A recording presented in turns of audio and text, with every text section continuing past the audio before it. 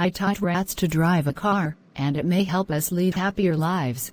Teaching rats to drive a tiny car around a laboratory had some far-reaching effects. It taught scientists a lot about the benefits of anticipating the joy brought by the things we love. We crafted our first rodent car from a plastic cereal container. After trial and error, my colleagues and I found that rats could learn to drive forward by grasping a small wire that acted like a gas pedal. Before long, they were steering with surprising precision to reach a Fruit Loop treat. As expected, rats housed in enriched environments, complete with toys, space and companions, learned to drive faster than those in standard cages. This finding supported the idea that complex environments enhance neuroplasticity, the brain's ability to change across the lifespan in response to environmental demands.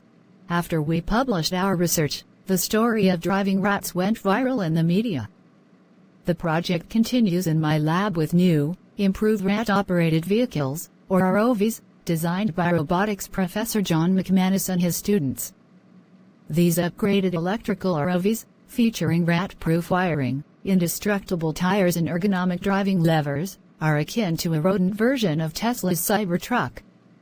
As a neuroscientist who advocates for housing and testing laboratory animals in natural habitats, I've found it amusing to see how far we've strayed from my lab practices with this project. Rats typically prefer dirt, sticks and rocks over plastic objects. Now, we had them driving cars. But humans didn't evolve to drive either. Although our ancient ancestors didn't have cars, they had flexible brains that enabled them to acquire new skills: fire, language, stone tools and agriculture. And sometime after the invention of the wheel, humans made cars. Although cars made for rats are far from anything they would encounter in the wild, we believed that driving represented an interesting way to study how rodents acquire new skills. Unexpectedly, we found that the rats had an intense motivation for their driving training, often jumping into the car and revving the lever engine before their vehicle hit the road. Why was that? Concepts from introductory psychology textbooks took on a new, hands-on dimension in our rodent driving laboratory. Building on foundational learning approaches such as operant conditioning, which reinforces targeted behavior through strategic incentives, we trained the rats step by step in their driver's educational programs, using Fruit Loops as a reward. Initially, they learned basic movements, such as climbing into the car and pressing a lever. But with practice, these simple actions evolved into more complex behaviors, such as steering the car towards a specific destination. The rats also taught me something profound one morning during the COVID-19 pandemic. It was the summer of 2020, a period marked by emotional isolation for almost everyone on the planet, even laboratory rats. When I walked into the lab, I noticed something unusual. The 3 driving trained rats eagerly ran to the side of the cage, jumping up like my dog does when asked if he wants to take a walk. Had the rats always done this and I just hadn't noticed? Were they just eager for a Fruit Loop, or anticipating the drive itself? Whatever the case, they appeared to be feeling something positive, perhaps excitement and anticipation. Behaviors associated with positive experiences are associated with joy in humans, but what about rats? Was I seeing something akin to joy in a rat?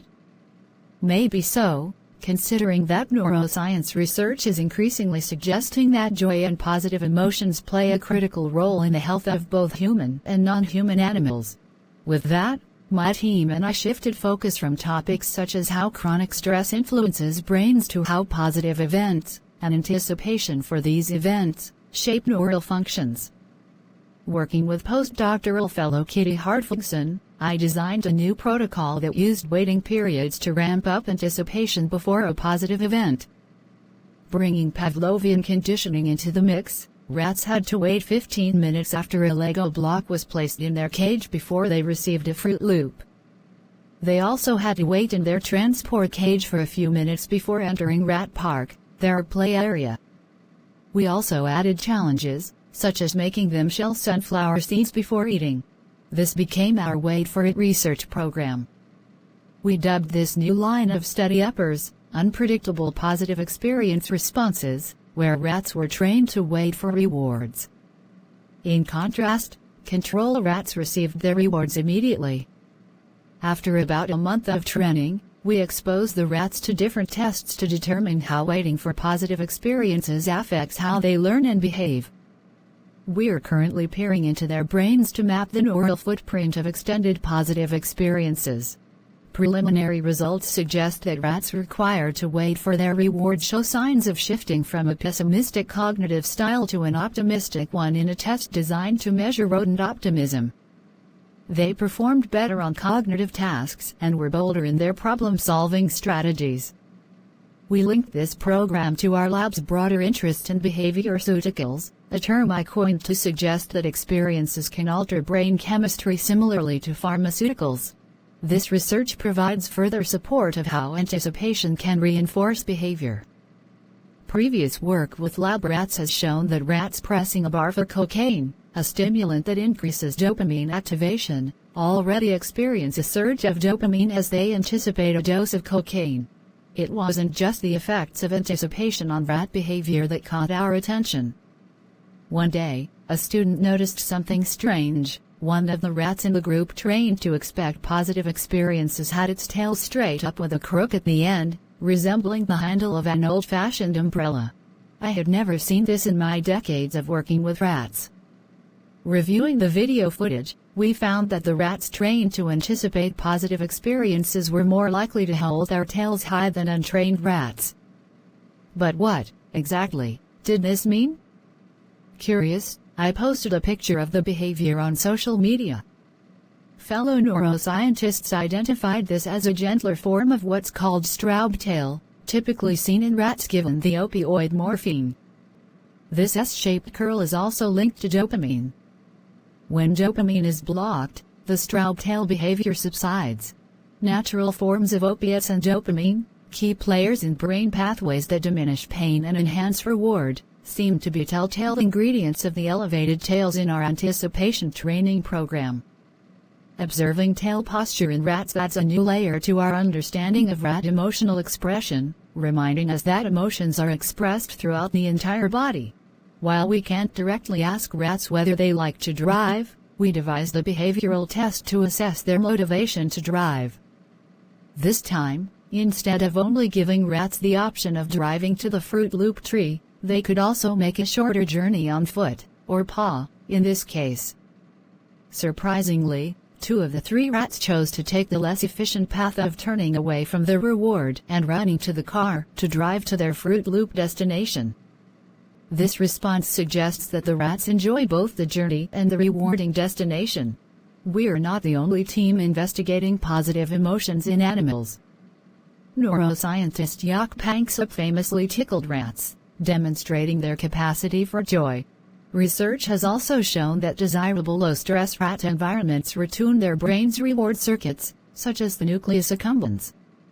When animals are housed in their favorite environments, the area of the nucleus accumbens that responds to appetitive experiences, behavior motivated by positive reinforcement, expands.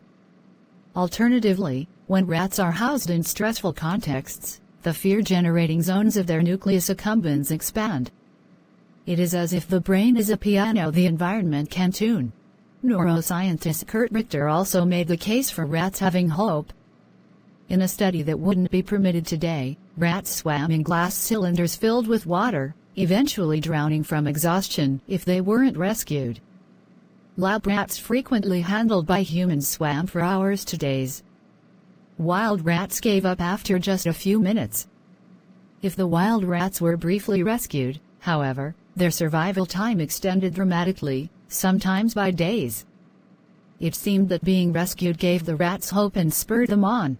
The Driving Rats project has opened new and unexpected doors in my behavioral neuroscience research lab. While it's vital to study negative emotions such as fear and stress, positive experiences also shape the brain in significant ways.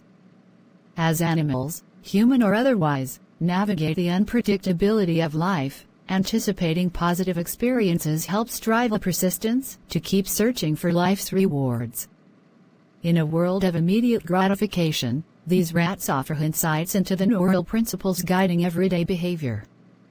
Rather than pushing buttons for instant rewards, they remind us that planning, anticipating and enjoying the ride may be key to a healthy brain. That's a lesson my lab rats have taught me well.